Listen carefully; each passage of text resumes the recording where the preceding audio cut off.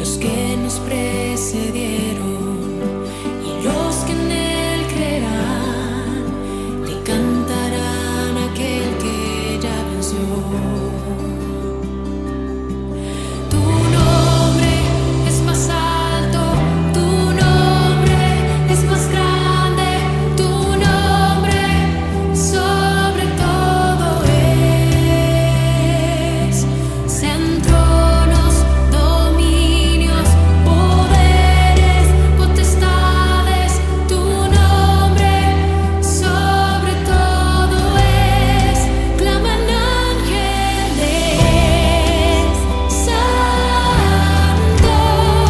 clama la creación, santo, exaltado Dios, santo, santo. Juan. Además observamos que sentía un amor por la escritura, pues conocía la profecía y la ley. Hablamos de algunas profecías que anunciaban la llegada de un reino eterno, de manos de una persona que sería rey. Amén. Amén. Y que nacería pues en un lugar o nacería de tal familia, etcétera, etcétera, bajo unas condiciones, etcétera. Bueno, Natanael tuvo prejuicios por su lugar de nacimiento, algo muy extendido en esa época, y hoy en día, como estuvimos hablando, tenemos muchos prejuicios de las personas y eso a veces nos puede nublar que podamos llegar a alcanzar al Señor o de la forma que Él se merece, ¿no? Hablamos también del daño que hace estos prejuicios y cómo pueden llevar a personas incluso a la perdición. Me pregunto, ¿no hemos pensado muchas veces cómo es posible que teniendo la verdad no nos escuchen? ¿No lo habéis pensado? Tú alguna vez me lo has comentado, alguna vez dice, mi hermano Ángel también me ha dicho, pero hermano, si tenemos la verdad, ¿por qué no nos escuchan? Pues tienen prejuicios. Claro. ¿Qué le pasan a los fariseos? Los fariseos, pues, ellos pensaban que estaban por encima. Y esos prejuicios, pues... Y la influencia también maligna, ¿no? De decir no, y el enemigo intenta llevar por otro lado. Evidentemente. Bueno, pues aquí tenemos una de sus causas, los prejuicios. Antes de acabar la sesión, decíamos que Jesús elogió a Natanael y le dijo, he aquí un verdadero israelita en quien no hay engaño. Bonito. Le dijimos que bonito que dijeran esas palabras, nos lo dijeran a nosotros, ¿no ves? Viniendo del Señor. Mamma mía. Eres un buen cristiano, Remedio. Eres una buena cristiana. En ti no hay engaño. Muy bonito. Jesús vio en Natanael no a un descendiente carnal de Abraham, sino espiritual, con un corazón circuncidado y una fe verdadera y viva. Vamos a ver esa fe. Vamos a ver, quedaban un par de cosillas y dijimos que íbamos a ver esa fe de Natanael. Natanael venció su prejuicio por esto mismo, por una fe real. José, ¿te puedes ir a Juan, Mateo, Marcos, Lucas, Juan 1?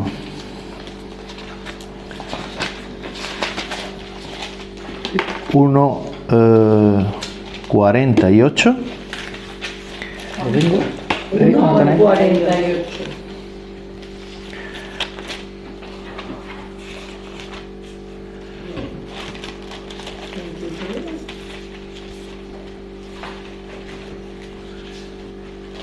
Léelo. Ah, vale.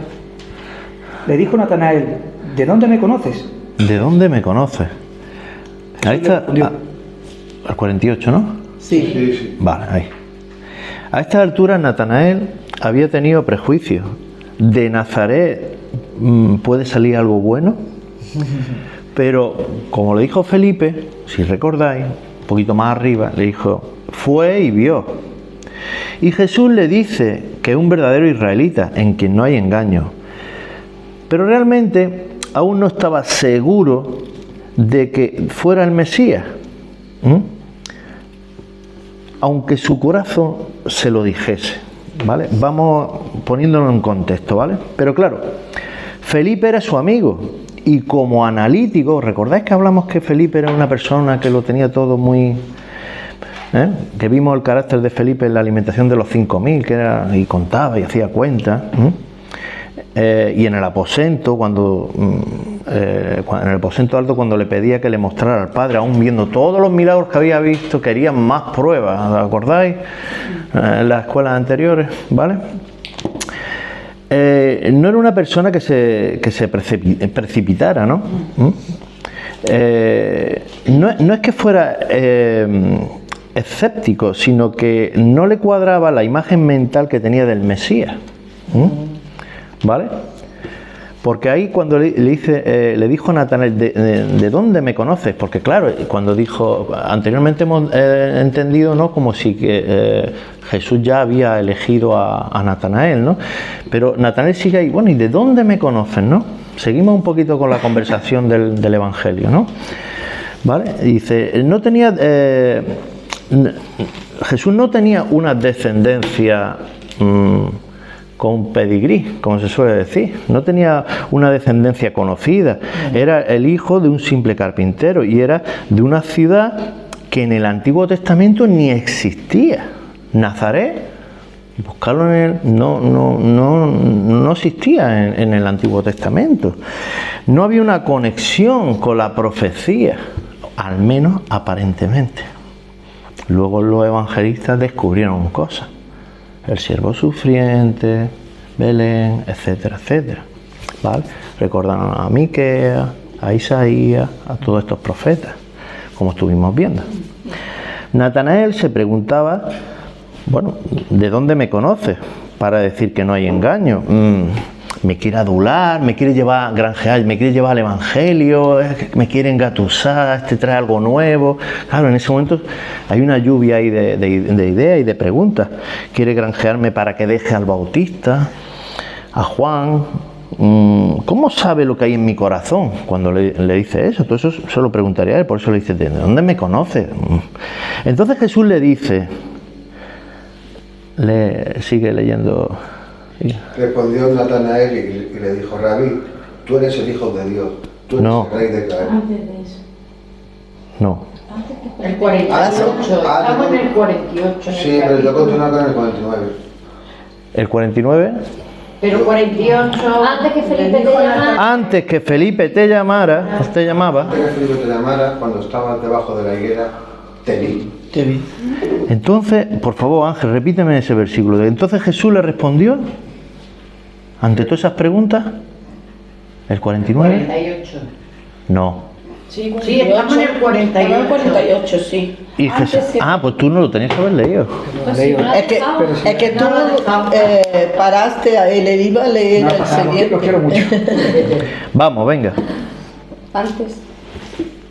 Antes que Felipe te llamara, cuando estaba debajo de la higuera te vi, eso. Sí, a ver, yo tengo uno puesto aquí, uno el 48, no sé hasta dónde termina, ¿vale? Entonces lo he parado porque yo aquí lo tengo puesto así, pero luego he dicho, y Jesús respondió, como decir, siguiendo lo que él había dicho, y ahora, antes que Felipe te llamara, cuando, ¿vale? ¿Entendemos o no? Sigue siendo 48. Vale, pero no, aquí no lo tengo puesto, entonces... Es que hemos cortado la mitad del versículo. Eso, yo lo que quiero es que... 48 no lo ha dicho entero. Lo que una. Y Jesús que le respondió. Entonces, antes que Felipe te llamara cuando estabas debajo de la higuera, te vi. ¿Vale?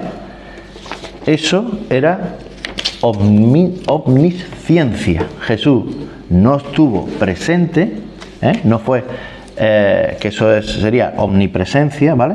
En esa conversación. Y Natanael lo sabía. ¿Y cómo se quedaría? Pues... ¿Cómo se quedaría cuando le dijo eso? Ahí él se quedó admirado estupefacto. y dijo, mira, me conoce, de verdad ese Dios.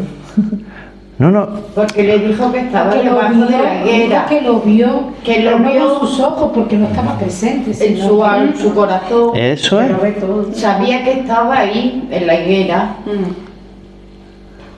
¿Entendemos? Sí, sí. Veía su clamor ahí en la higuera. ¿qué conversación tendría Natanael debajo de la higuera? Ahí podemos hacer todas las cábalas que queramos. Tenía que estar orando. Pero se quedó estupefacto. La higuera, como bien sabéis, da sombra. Es un sitio que da mucha sombra. Quizás estuviera leyendo la escritura o estuviera meditando. No lo sabemos. Cerca de las casas, siempre en Israel, había una higuera. ¿Por qué? Porque daba sombra, daba frescor, un alimento cercano. Un buen aroma. Además, un lugar tranquilo, buen aroma. Entonces, en el versículo 49, alguien que lo lea. Respondiendo Natanael y le dijo: Rabí, tú eres el Hijo de Dios, tú eres el Rey de Israel. Ahí está.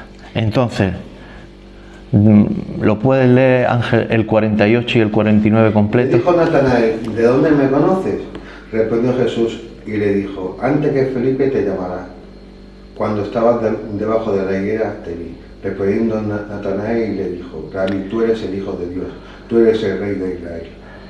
Hijo de Dios no es decir, eres un hijo de Dios. Cuando tú dices, eres un hijo de Dios, estás hablando a un mortal. Estás diciendo, yo soy hijo de Dios, eres un hijo de Dios.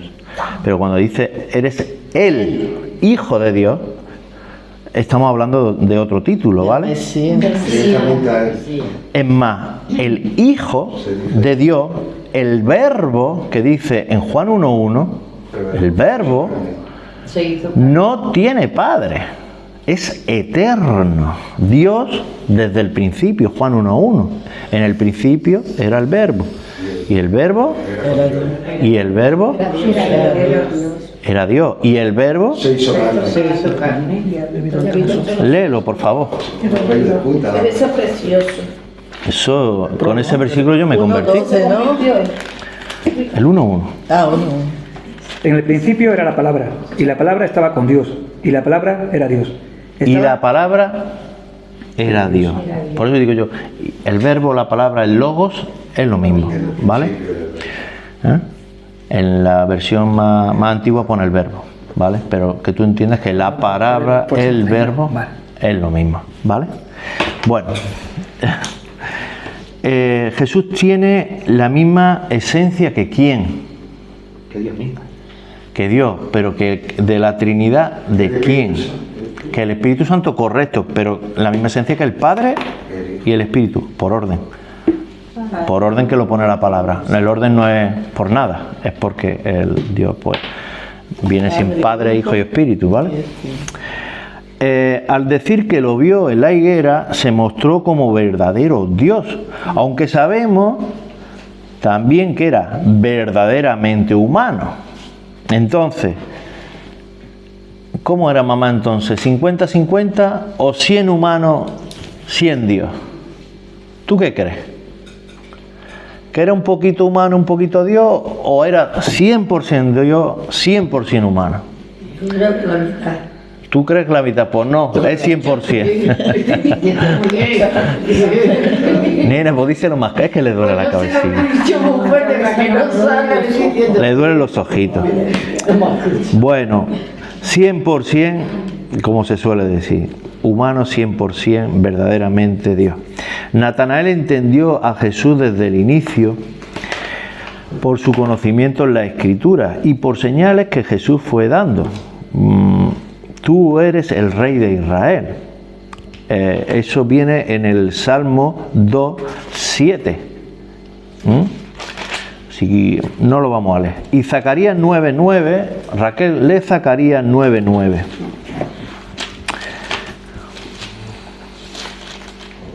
Un versículo. 9:9. Zacarías 9:9. ¿Ya? Tú léelo y. Sí, Dice, alégrate mucho, hija de Sión, da voces de júbilo, hija de Jerusalén. He aquí tu rey vendrá a ti, justo y salvador, humilde y cabalgando sobre un asno, sobre un pollino hijo de asna. 9 y 10 o solo 9. Ahí está bien. Vale. Su omnisciencia le valió para saber quién era.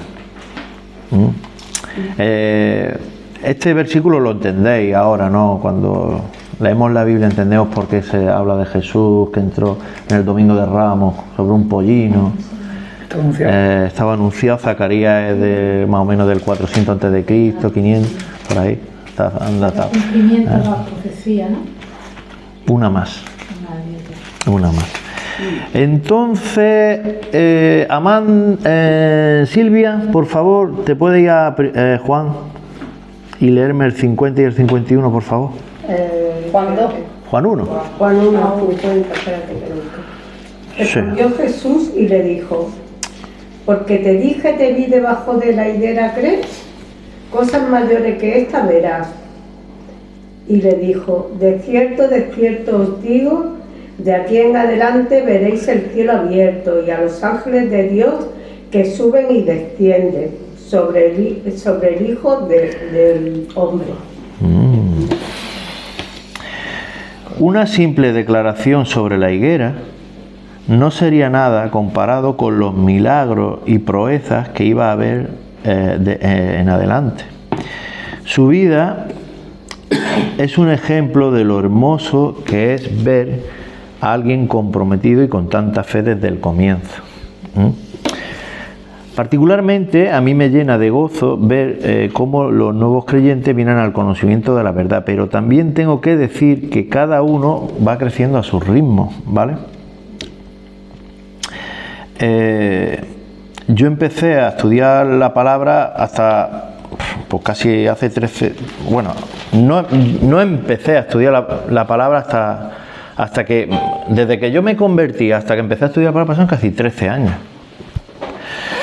Natanael desde su inicio ya empezó, ya desde muy joven seguramente empezó a leer la palabra y desde su encuentro aprendió con el mejor maestro que jamás existió. Hace una referencia a Jacob en el versículo 51, ¿vale?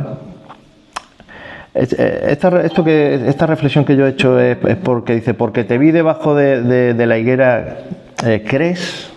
Cosas mayores verás, ¿no? Por eso digo que... De cierto, nosotros. Que cosas mayores vamos a ver nosotros, cosas mayores yo he visto de verdad, no sé vosotros, los que llevan más tiempo en el Evangelio, pero yo he visto, no me canso de ver cosas increíbles. Yo he visto aquí gente venir aquí al conocimiento de la palabra, increíble. Pero bueno, eso es el bagaje de los años y lo iréis viendo, y lo que no sé si lo comenté yo a José el otro día, que es un gozo, de verdad, cuando ya estás aquí, ¿no? Y ves que vienen personas nuevas y tan comprometidas y con una sed de aprender. A mí me da un gozo, yo no sé a vosotros, pero es que... Sí. Me imagino, Javier, que será todo un gozazo. Pues la referencia a Jacob, versículo 51, pues ya no sé si Javier estará ahí para hablar de ella, si no sé si ha hablado ya de este sueño, ¿sabes? Tuvo un sueño en el cual había una escalera apoyada en la tierra. Sí, Hablasteis, ¿verdad? Sí. Y tocaba el cielo. Bueno, para los que no pudieron venir, pues en ese sueño subían y bajaban ángeles, ¿vale? Eso viene en Génesis 28:12. Y esa referencia es la del versículo 51. ¿Y sabéis quién es la escalera? Jesús es el conector entre el cielo y la tierra. El único mediador entre Dios y las personas. El único mediador. Aquí no hay historia. Aquí no hay... Es lo que hay. Es que la palabra es muy clara. Me parece que en Hechos 4:32, ¿puede ser? El que dice que... A ver, búscalo. Estoy hablando de memoria, ¿eh? No sé si es Hechos 4:32. Me suena que es Hechos 4:32. El que habla Pedro de que no hay ningún nombre bajo el cielo. Dice... A ver, 32... 4:32... No, esto no. No sé, es en Hechos 4, pero no recuerdo bien si es el 32 o es...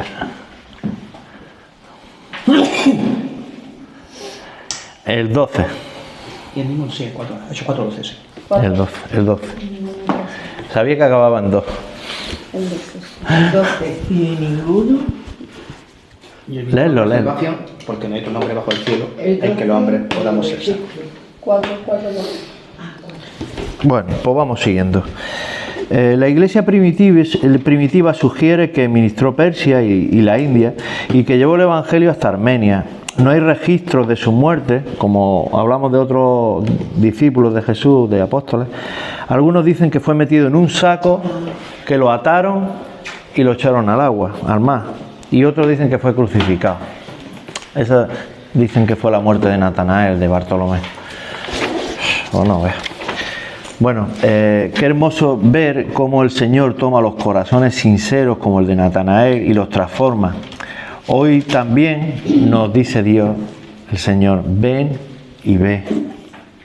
Dejemos a un lado nuestros prejuicios y acerquémonos con fe sencilla, porque al final lo más importante no es cuánto sabemos, sino a quién conocemos. Y a los que le reciben, Él les da la vida. Como dice la palabra, mas a todos los que le recibieron, le dio la potestad de ser hechos hijos de Dios. Juan 1:12. Juan me pone los vellos de punta siempre que lo leo. Y fin de esto. Vamos a dejar. Bueno, yo tenía puesto esto, lo del excurso no sé si lo habéis leído, de no hay profeta mayor, y lo del nombre de Jesús, por si había tiempo, pues hablo un poquito de esto, ¿no? Entonces en Lucas 7:28 dice: os digo que entre los nacidos de mujeres no hay mayor profeta que Juan el Bautista, pero el más pequeño en el reino de Dios es mayor que él.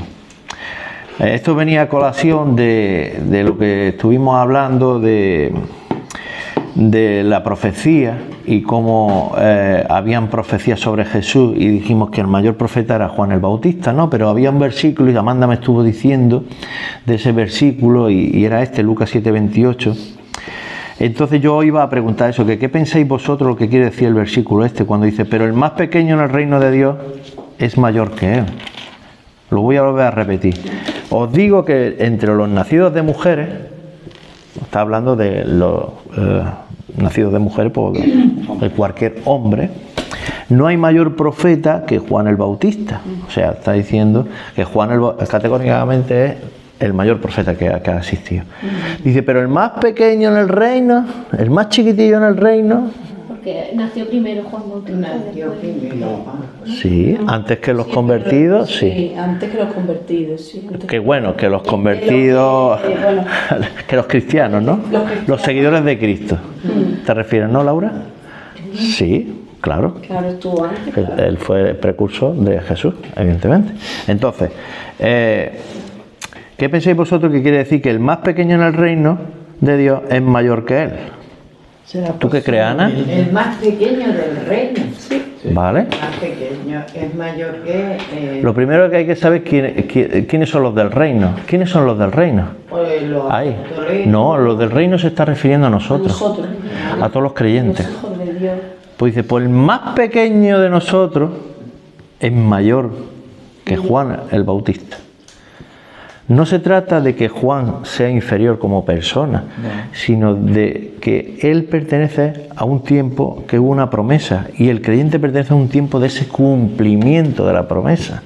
Y vivir en el cumplimiento es un mayor privilegio. ¿Por qué? Porque vive después de la obra completa de Jesús. Conoce la salvación consumada en la cruz, la resurrección. Participa de las bendiciones del nuevo pacto y tiene una relación más plena y directa con nuestro Señor. Por eso, pero claro, ahí en ese momento, ¿quién iba a saber que se estaba refiriendo a eso? Yo no me enteraba. Yo tenía otra idea. Claro. Pero parecida, así es que como que los que ya están se lo habían ganado y Juan todavía no. Pero simplemente porque él había conocido, él no lo había conocido todavía todo completo. Y los demás sí habían conocido lo que dices tú. Yo tenía más o menos, así que el más pequeño ya está más el que viene al reino de Dios. ya era más grande que él porque estaba completo. Había recibido todo completo. Él anuncia el reino, ¿vale? Y dice, el reino está, pero no está. Es un poquito misterioso con eso, ¿no? Pero el reino está. Y el reino, ¿quién lo van formando? Lo van formando un rey, que es él, y sus discípulos. Entonces, está hablando de nosotros. ¿Por qué? Ellos vieron proezas, maravillas. Nosotros vamos a ir al conocimiento por fe. Y eso para Dios es más valioso. Es más, como he dicho antes, la obra completa de Cristo, los anteriores no la habían visto. Nosotros ya sabemos de ella, de esa obra. Conocemos la salvación en la cruz. Sabemos que Jesús resucitó porque tenemos la fe. Porque no tenemos datos históricos. Sí, se pueden buscar, sí, más o menos, pero tenemos la fe de que Jesús resucitó. Participamos de sus bendiciones porque tenemos fe y creemos en sus bendiciones. Y tenemos una relación más plena con Dios porque tenemos fe en ellos. Si no tuviéramos fe, no tendríamos esa relación con Dios. Bueno, lo del nombre de Jesús, bueno, sin extenderme mucho, el nombre de Jesús en Hebreos 4:8 dice, porque si Josué les hubiera dado el reposo, no hablaría después de otro día, en la Reina Valera del 60, ¿no? Y ahí ese Josué pone y Jesús, ¿vale? Esto venía porque estábamos hablando de Natanael y Bartolomé. Si Bartolomé era hijo de Ptolomai, y entonces todo ese tema, ¿recordáis? Y bueno, y añadí esto por anécdotas, más que nada, por lo que también predicó Andrés, que algunos piensan que no decir correctamente el nombre de Dios o el nombre de Jesús es como si fuera pecado, o que uno está faltando el respeto a Dios. Y hay prosperidad, o sobre todo los judaizantes, estos judíos mesiánicos que piensan así, pero bueno, eso no tiene ningún fundamento, porque básicamente Josué se diría en arameo o en hebreo Yeshua o Yeshua, ¿vale? Yeshua o Yeshua, están los apuntes. De ahí el griego, como no tiene una letra que se llama la Shin, el Yesh se quita y ya se empieza a llamar Jesús, y luego en latín la I, Jesús, la I es una J, Jesús. Entonces, que Jesús y Jesús pudiera ser Josué, no lo sabemos, pero que se llamara Jesús en griego en esa época es lo más normal. Puede ser totalmente normal, porque en esa zona y en esa época se cogían muchos nombres griegos. Mateo es griego.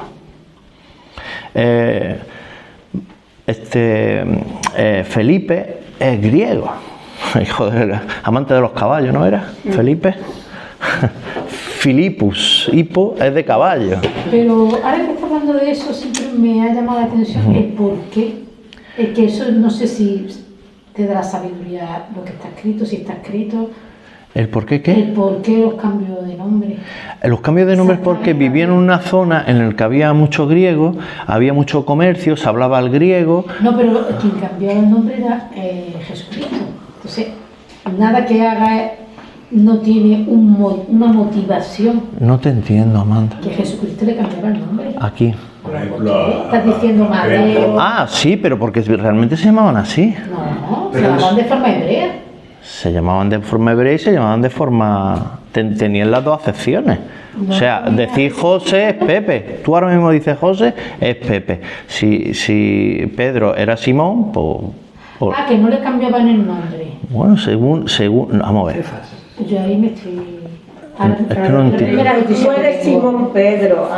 Tú eres Simón Pedro, pues porque se tenían esas dos acepciones. Pero ¿Es Jesucristo el que le cambia el nombre o no? A ver, yo pregunto, yo siempre he entendido que Jesucristo es el que le cambia el nombre. Vamos a ver, él llama a los apóstoles en algunos momentos, les llama de una manera o de otra manera, pues por ejemplo en Pedro, para a lo mejor llamarle la atención. Pero es que ellos se llamaban así, era su nombre, ¿no? Vamos a ver. Su nombre de nacimiento se llamaban de las dos maneras. No, vamos a ver. Ellos eran judíos, su nombre sería de Pedro Simón. Simón es Pero Pero me refiero, los judíos no cambian el nombre, un judío. Ahora, sí. el que le cambia el nombre es Jesucristo.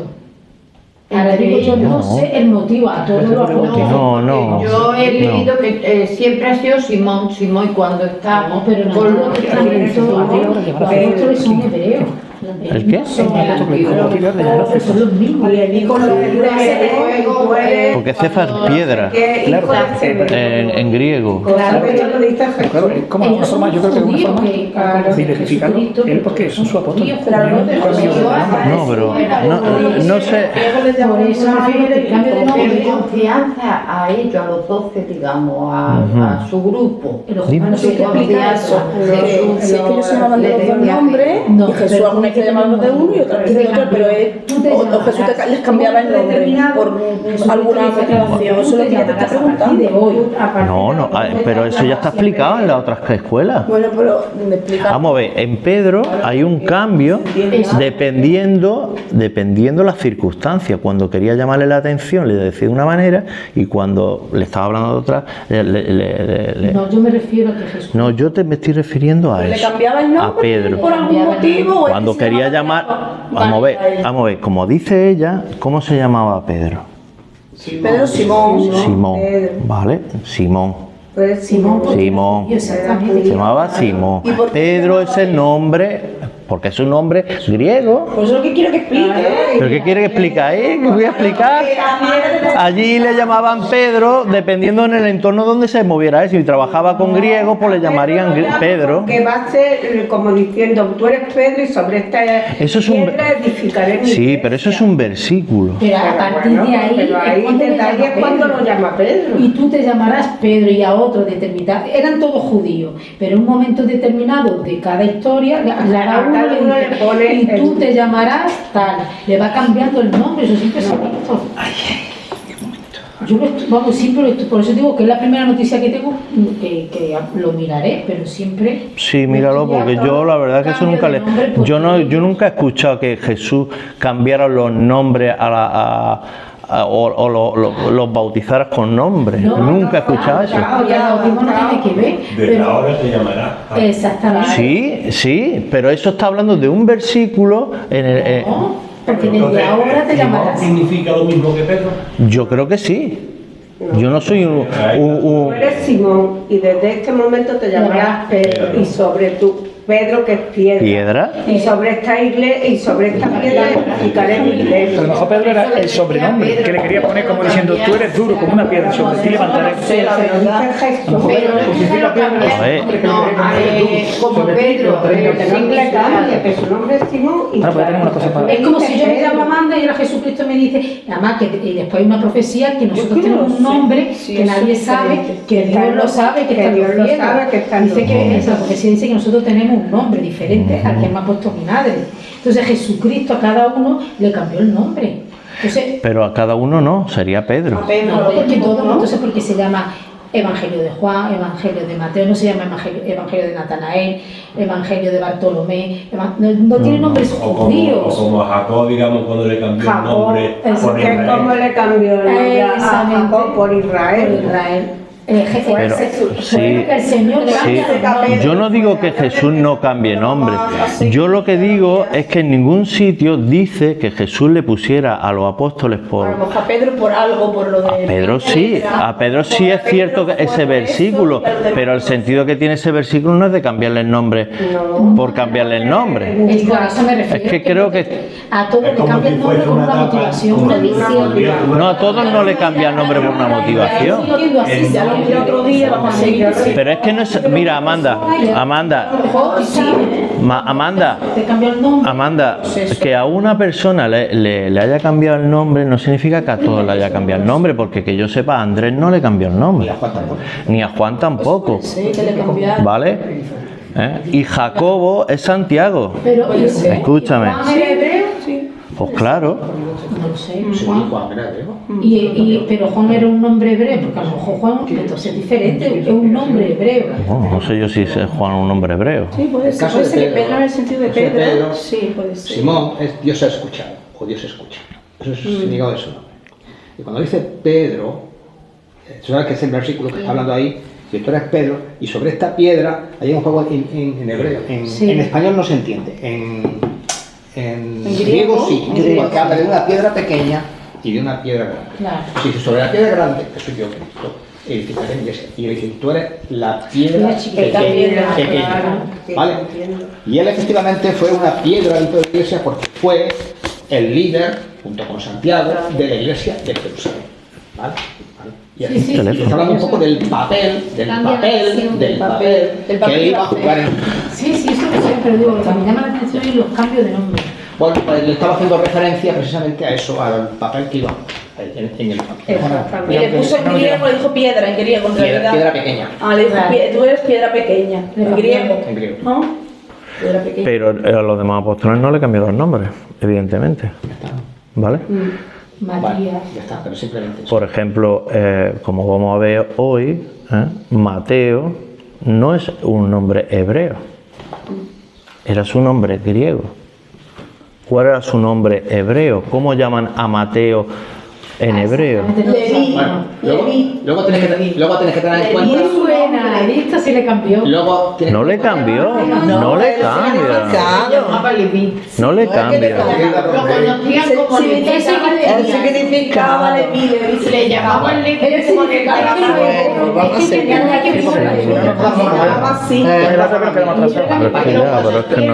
Entre ellos, porque le cobraban. Vamos para adelante. Sí, vamos a seguir. Bueno, vamos a hablar de Mateo el cobrador de impuestos, que no creo que me dé tiempo. Y bueno, vamos a si Dios quiere, a ver hasta dónde llegamos. Bueno, vamos a hacer una pequeña introducción. Los 12, exceptuando Judas Iscariotes, ¿eran de dónde? ¿De dónde eran los apóstoles? De Canaún. Eran galileos, ¿no? Personas que vivían en aldeas y villas rurales más pequeñas. No se conocían en ese lugar eruditos ni personas versadas académicamente, eran personas muy comunes, personas corrientes y molientes, pescadores, campesinos, artesanos. Y en eso puso su punto de mira Jesús, en personas comunes y algunas despreciadas y repudiadas por la sociedad. Dios siempre ha tenido ese modus operandi. Exalta al humilde y pone en su lugar a los soberbios, ¿no? Vamos a leer Primera de Pedro 5:5. Yo voy a ir leyendo, vosotros el que pueda acompañarme que me acompañe. En Primera de Pedro 5:5 dice: igualmente, jóvenes, estad sujetos a los ancianos y todos sumisos unos a otros, revestidos de humildad, porque Dios resiste a los soberbios, ¿vale? De paso, una aclaración: un anciano no necesariamente es quien tiene una edad cronológica más grande, ¿no? Sino un líder con autoridad espiritual, ya sea como testimonio o versado en las doctrinas del glorioso Evangelio. Y dicho de paso, también anciana. Bueno, ¿alguien me puede leer el Salmo 8:2? Y otra persona, otro hermano, que lea Ezequiel 21:26. 8:2. Y otro Ezequiel 21:26. ¿Puedo leer? Sí. 8:2 dice: de la boca de los niños y de los que aún maman, fundaste la fortaleza a causa de tus enemigos para hacer callar al enemigo y al vengativo. Y por último, el versículo 21-26. Así ha dicho Jehová el Señor: la tiara, quita la corona. Esto no será más así.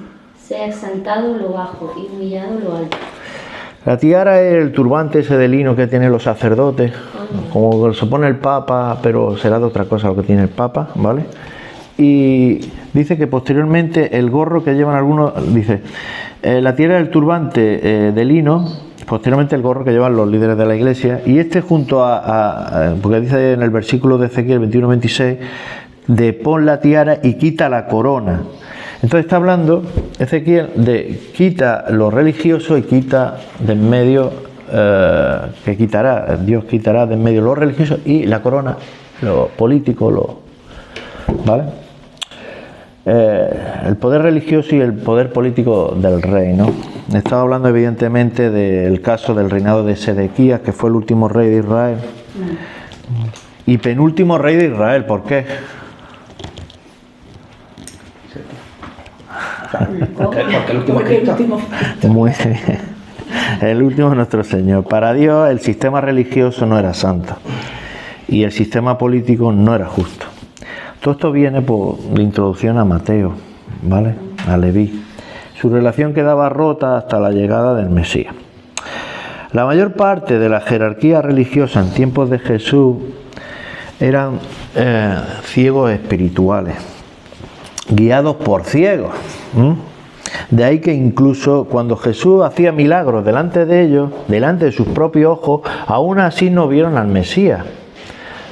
Lo vieron como un intruso, como un entrometido, un enemigo para sus propósitos, que procuraron matarle. En Juan 7:1 podemos leer: después de estas cosas andaba Jesús en Galilea, pues no quería andar en Judea porque los judíos procuraban matarle. Al final consiguieron darle muerte a media, porque al tercer día resucitó. Pero no es que ellos no creyeran en sus milagros, pues eran innegables. En ningún versículo de la Biblia se puede decir que los fariseos negaran los milagros de Jesús. Eso sí, se lo quisieron atribuir al otro. A Belcebú. En Mateo 12:24 podemos leer: mas los fariseos, al oírlo, decían: este no echa fuera demonios sino por Belcebú, príncipe de los demonios, ¿vale? Belcebú era como llamaban a un demonio. ¿Alguien recuerda lo que significaba Belcebú? Lo recuerdo. Señor de las moscas. Baal Zebú. ¿Sabéis lo que es Baal? Nombre despectivo. Hemos hablado mucho de los Baales, de los ídolos, los señores de Zebú, de las moscas, ¿no? Pero lo que más le irritaba a los fariseos, es que le llamara pecadores. Ellos eran unos santurrones perfectos y no podían incluirse con pobres, cautivos, ciegos y oprimidos, como habla en Lucas 4:18. De ahí que cuando anunció el evangelio de arrepentimiento, como el Bautista, diciendo que todos éramos pecadores, pobres de espíritu y ciegos bajo la esclavitud de nuestra propia maldad y que necesitábamos perdón, no lo pudieron tolerar. Mateo el publicano. Mateo fue el más destacado pecador de los 12. ¿Cuál era su nombre hebreo? Vamos a Marcos 2:14. ¿Alguien puede leerlo? Marcos 2:14. Y al pasar vio a Leví, hijo de Alfeo, sentado al banco de los tributos públicos, y le dijo: sígueme. Y levantándose, le siguió. Leví era su nombre. También viene en Lucas 5:27 y 29. Pero en otras partes del Nuevo Testamento se refiere a Mateo, en Lucas 6:15 o en Hechos 1:13. Cabe esperar muchas referencias de Mateo en los evangelios. Y más, una persona que escribió su propio evangelio, pues se espera al menos que escriba algo de él, ¿no? Pero no, él fue, en realidad fue bastante humilde, ¿no? se sabe muy poco de él, muy poquito de él. Tuvo que ser una persona humilde, que solo se menciona a sí mismo en 2 ocasiones, en su llamado y en la lista de los 12, en su evangelio.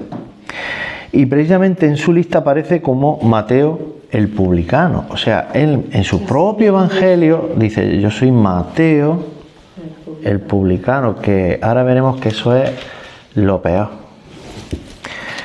Derivado de su trabajo, ¿qué podemos saber de él? A ver, así a bote pronto, ¿qué podemos saber de Mateo el recaudador de impuestos? Se le daba bien las matemáticas. ¿Seguro? Una persona inteligente, ¿no? Tenía su cultura. Un hombre culto, sabía leer y escribir. Claro. Bastante bien. Sí.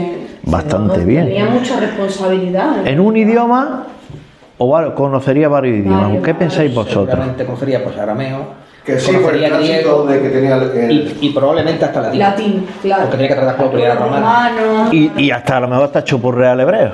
Seguramente. Muy protegido por los romanos, muy protegido. Muy protegido por los romanos. Muy bien. Posiblemente. ¿Sería una persona organizada? Claro. ¿Se le quitaba, Ángel? Sí, era muy organizado. Sí, muy organizado. ¿Cuadriculado? Sí. Había que cuadrar los tributos, las cuentas, había que cuadrarlo todo. ¿Vale? Y encima los romanos detrás. Pero no dudó, dice. Y no choca un líder de la iglesia, como fue luego, y pecador. ¿Cómo pensáis que eran vistos los cobradores de impuestos? Ladrones. Porque en realidad se llevaban Eran los más despreciados, eran los más odiados por toda la sociedad hebrea, y todavía menos odiados que los herodianos, los que estaban al servicio de Herodes. Y ellos peor incluso. Incluso podemos pensar que hasta los propios soldados romanos, porque él estaba, como decía Francisco, al servicio del emperador y de sus arcas. Y además podían sacar tajadas de esa situación y llenarse los bolsillos. Eran como normas truanes y viles sin compasión. ¿Vale? Ana, léeme Mateo 9:9 con tu buena parsimonia y paciencia. Hónranos. Fíjate que lo que es Mateo 9:9. Ya lo sé. Aquí. Pasando Jesús de allí, vio a un hombre llamado Mateo, que estaba sentado al banco de los tributos públicos, y le dijo: sígueme. Se levantó y le siguió. Es un llamado muy especial. En ningún apóstol aparece así. Es verdad que a Pedro le dice cuando estaba recogiendo las redes: sígueme, pero previamente ya lo había visto, ya había hablado con él. Entonces, este fue un llamado, digamos, un llamado efectivo. Directo y efectivo. ¿Vale? Mejor que no lo dudó. Estaba seguramente en Capernaum y no fue una invitación, sino un llamamiento eficaz. Como vimos en otros llamados, no tiene una conversación previa y luego vimos un llamado definitivo al ministerio. En este caso, Cristo no lo persuade. Termino. Le ordena con autoridad divina y la palabra de Jesús produce lo que demanda. Dime, Amanda. Pero aunque el llamado fue directo a él, ya se hablaba de Jesús. Él había escuchado, no tenía un contacto directo con él. Él había escuchado hablar de Jesús. Claro, cuando él estaba sentado contando las moneditas, diría alguno: oye, ¿estás enterado del de Nazaret que el otro día curó un leproso? ¿Estás enterado? O los pescadores, cuando le cobraba la manteca, le dirían los pescadores: oye, pues el otro día hizo un tal Jesús. ¿No? Claro que sí. Entonces, al venir directamente a él, ahí está. por lo que se ve, no tuvo nada.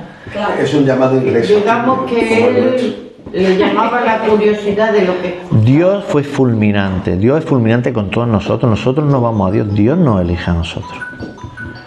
Nosotros podemos escuchar de Dios, pero ¿a qué Dios vamos? Tú puedes escuchar que hay un Dios que hay que agacharse cinco veces al día y no comer cerdo y no sé cuánto, y que ir a la Meca. Pero ese Dios luego no es. Y te puede parecer que un Dios, tú buscas a Dios, pero no topas con el verdadero Dios. Ahí es donde están los prejuicios. Porque por eso viene el camino. Por eso vienen los prejuicios, porque hay personas que tienen muchos prejuicios y tú vas a hablarle del Evangelio y no dejas que penetre. Entonces, cierras tu corazón, Jesús lo sabe todo y dice, bueno, pero bueno, ya sabemos que Dios puede hacer muchas cosas. Cristo llama y el pecador responde, porque ya está transformado internamente, lo que tú apuntabas. Mateo ya había oído hablar de Jesús y había convicción de pecado. Seguramente él por dentro diría, ay, qué mal, se sentiría mal, ¿no? De todo lo que estaba haciendo, que llevaba una vida. Tenía seguramente expectativa del Mesías. De los demás en ese sentido. Pero interna, de que sabe que está mal, pero no puede dejar de hacerlo. Y que era una persona que estaba solo siempre, nadie sabía. Una pregunta que yo me he hecho, ¿no? Porque yo, cuando hago esto, voy leyendo y me voy haciendo yo preguntas para mí. Y os las paso. ¿Sabría él cómo hacer para dejarlo todo e irse con Jesús? ¿Sería tan fácil? Oh, no. Nada, y malos romanos. No, mira la A ver, visión que tenía. Está claro que el trabajo de él, que era recaudador de impuestos, habría mucha gente para cogerlo seguro, porque era goloso.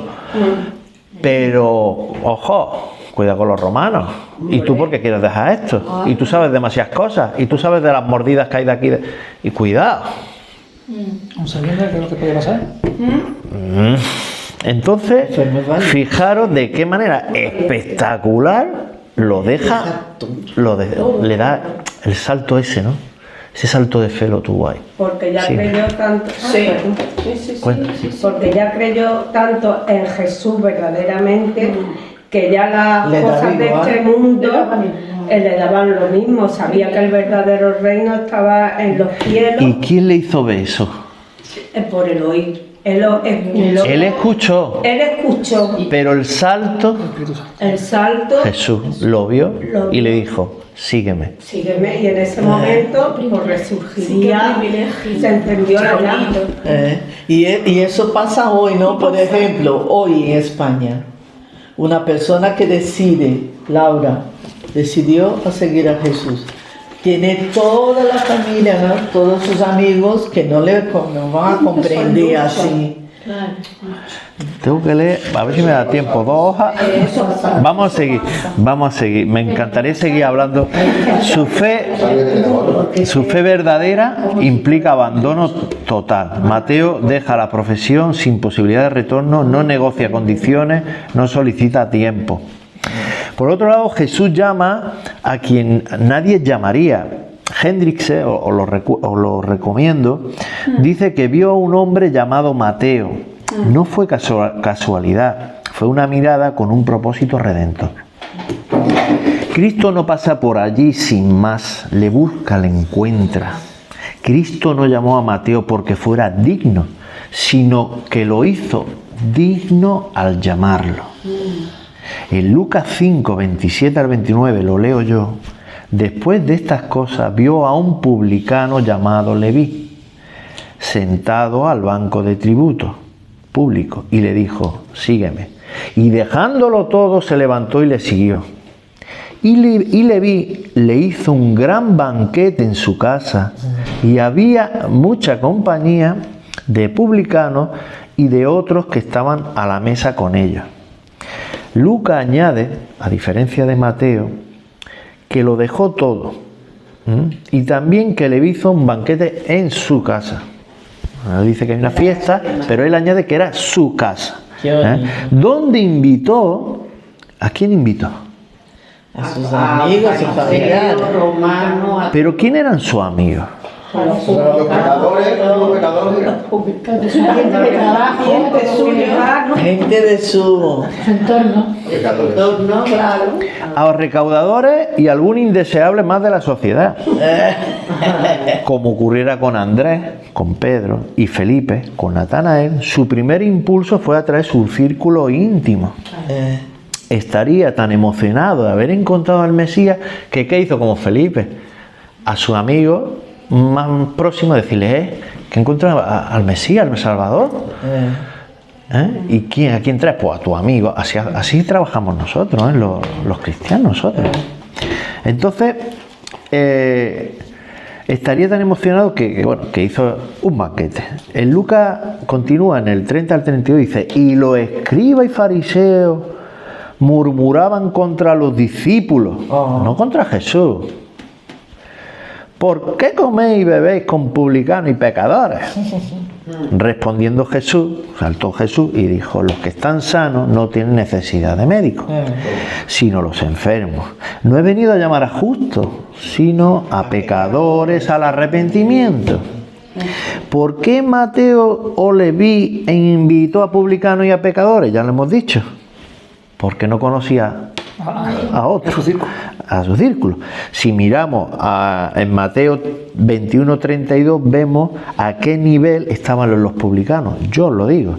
Porque vino a vosotros Juan en camino de justicia y no le creísteis, pero los publicanos y las rameras le creyeron. Y vosotros, viendo esto, no os arrepentisteis después de creerle. O sea, los publicanos estaban igual vistos que una ramera. Y ya sabes las connotaciones que tenían en esa época las prostitutas. Porque los publicanos se vendían a Roma, entonces lo equiparaban a las prostitutas que eran unas vendidas. Sigamos. Al mismo nivel social que las prostitutas, y es más que probable que ni siquiera pudieran entrar a las sinagogas. ¿Gustó a las élites religiosas que Jesús comiera con ellos? No, estaban indignados, escandalizados, y expusieron sus quejas ¿a quién? A sus discípulos. Jesús, como siempre, responde de manera ejemplar. No son los sanos precisamente los que necesitan médicos. No he venido a que se arrepientan los justos, sino los pecadores. Es decir, vosotros sois justos, refiriéndose a los fariseos, vosotros que sois santurrones, poco tengo que hacer con vosotros, sois unos hipócritas. Los pecadores, como Mateo, sí están dispuestos a escuchar el Evangelio. Visto desde esta óptica, ¿es el pecado en sí el problema? El problema es no reconocerlo, no confesar su pecado como hizo Mateo en su corazón. Él sí lo confesó, lo que decía Silvia antes. Él seguramente había escuchado y ya había sentido en su corazón. Y luego necesitaba ese salto que le dio Dios. Por eso no hay que tener prejuicio, por eso hay que tener un corazón abierto, un corazón circuncidado, todo lo que hablamos siempre, que aunque parezca muy repetido, pero es que es así. A veces el Evangelio es sota, caballo y rey, no es tan complicado. Es verdad que tiene sus cosas, pero a veces lo básico es muy sencillo, ¿vale? Es interesante ver cómo el Nuevo Testamento se mencionan tres recaudadores. ¿Os acordáis de algunos? Venga. Saqueo, que te veo. Lucas 19. ¿Judas también? No. Jacob. Saqueo en el Nuevo Testamento. En el Nuevo Testamento salen tres recaudadores. Mateo, vamos a poner burro delante. Saqueo. Y luego hay una parábola que habla del publicano y el fariseo en la parábola de Lucas del 18 al 14. ¿Vale? Pero no tiene nombre. No le pone nombre. Vale. Además, en Lucas 15:1 dice: se acercaba Jesús a todos los publicanos y pecadores para oírle. Y en Lucas 7:29 dice: y todo el pueblo y los publicanos, cuando oyeron, justificaron a Dios bautizándose con el bautismo de Juan.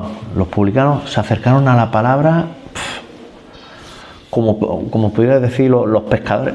Es muy llamativo que hable tanto de los publicanos. Se acercaron al Evangelio mucho. Si leemos la parábola del fariseo y el publicano, en el versículo 13 dice que estando lejos, siempre el publicano estaba apartado, lejos, tenía que hacerlo, debía mantenerse distanciado de los grupos religiosos, no lo toleraban. Es más, en el Talmud se dice que es justo mentir y engañar a un cobrador de impuestos, ya que era lo que se merecía.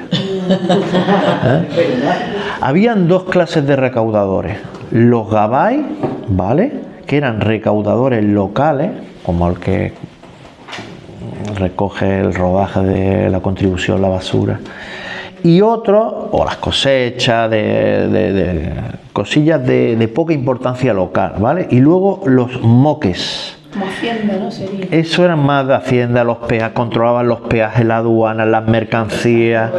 Ahí es donde estos eran los más odiados, porque podían inflar los impuestos y extorsionar y enriquecerse personalmente. Y había dos clases de moques.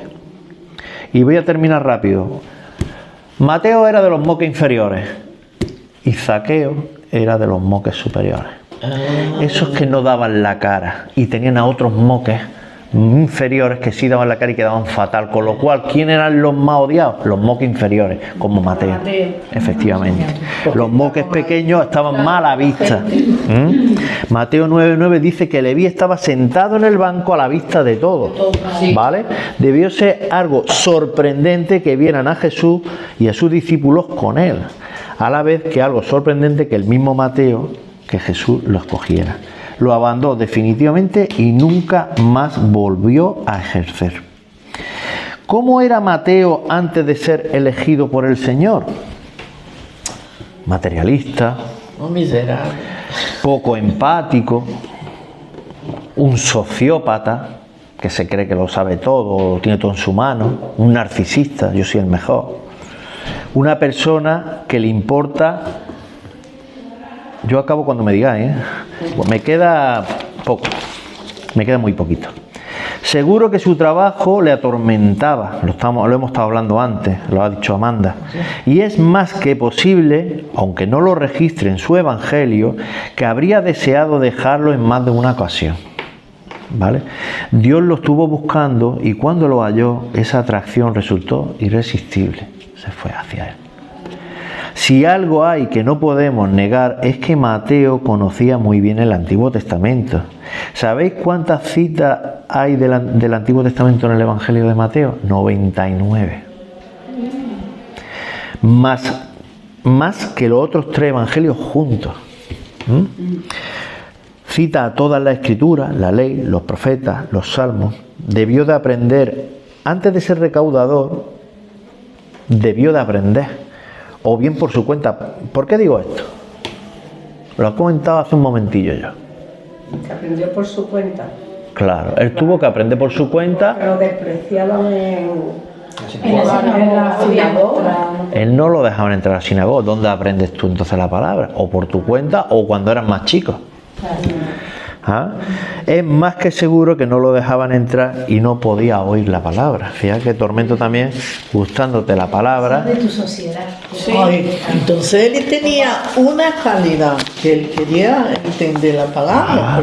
Eso parece que le gustaba estudiar la palabra. Seguro que conocía a Jesús, al menos de oída, lo que hemos hablado al principio, pues en un banco, en su trabajo, un trabajo como el suyo, con tantas personas que pasaban por ahí, pues seguro que había escuchado cosas, escucharía de alguien que hacía milagros, que echaba demonios, que sanaba personas. Perdón. Hoy hemos visto a Mateo, y ya acabo. Un hombre que conocía a Dios, pero también su pecado. Aún así, cuando Jesús pasó, lo dejó todo sin dudar, porque entendió que en ese llamado había perdón. Sígueme, y se levantó y le siguió. Mateo 9:9. Hoy Jesús también nos llama, no por lo que somos, sino para transformarnos. Cristo puede cambiar nuestro corazón, usar nuestras vidas. Mateo nos enseña que Jesús cambia a las personas y puede usar a cualquiera, incluso a quien nadie espera. Que nos vayamos con esto. No importa nuestro pasado, importa a quién seguimos hoy. Sigamos a Jesús con sencillez, con gratitud y con un corazón dispuesto, sabiendo que su gracia es mayor que nuestro pecado, nuestro pasado y nuestras faltas, y su llamado sigue siendo el mismo. Sígueme y muchas gracias por haberme escuchado. Amén. Amén. Amén.